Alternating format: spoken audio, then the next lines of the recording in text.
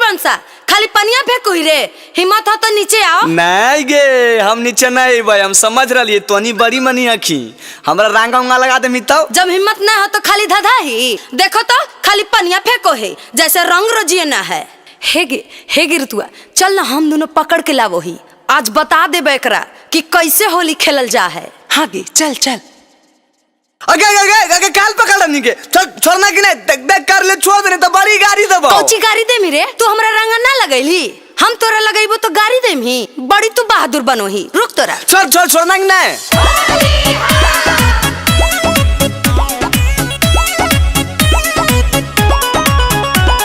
मुँह में लगाओ एक दतिया में लगाओगे फारी के सोटे एक छतिया में लगाओगे। आगे पकड़ पकड़ मुँह में लगाओ एक दतिया में लगाओगे फारी के सोटे एक छतिया में लगाओगे।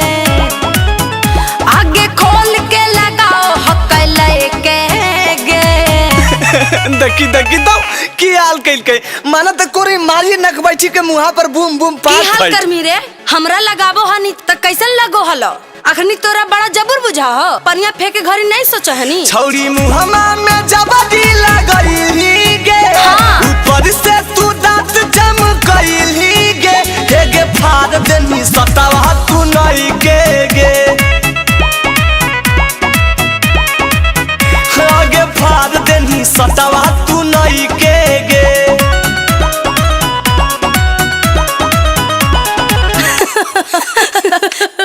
देखिन देखी ना गे एकदम बनरा नियन लगो है। हाँ गे एकदम बंदर लग रहा हो। मजाक उड़ा रनिया रुक। होली है भाई होली है होली है भाई होली है अरे होली है रे बिकिया रे सुनवा देख भाई ई छौरी देख हमरा की हाल कैल कौ।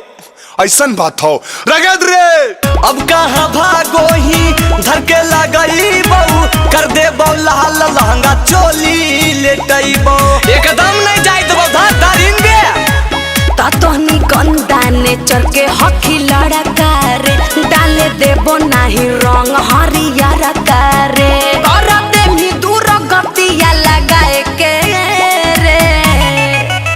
छौरी मुहमा में जबदी लगैली गे ऊपर से तू दांत चमकैली गे हे गे फाड़ देनी सतावा तू नहीं गे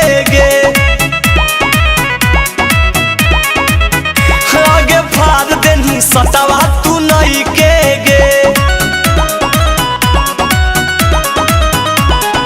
फाड़ देनी सतावा तू नहीं गे फाड़ देनी सतावा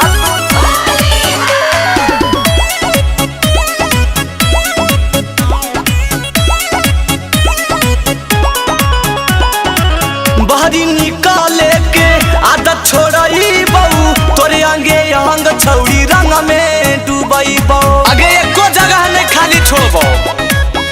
कर देबो हल्ला तोहनी जबरदस्ती करो ही होलिया के बहाने तोहनी मस्ती करो ही ना सदे मी तू रंग में गिराई के रे।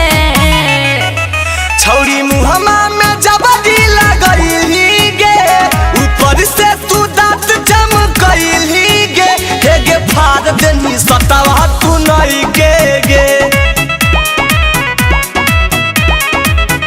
आगे फाड़ देनी सतावा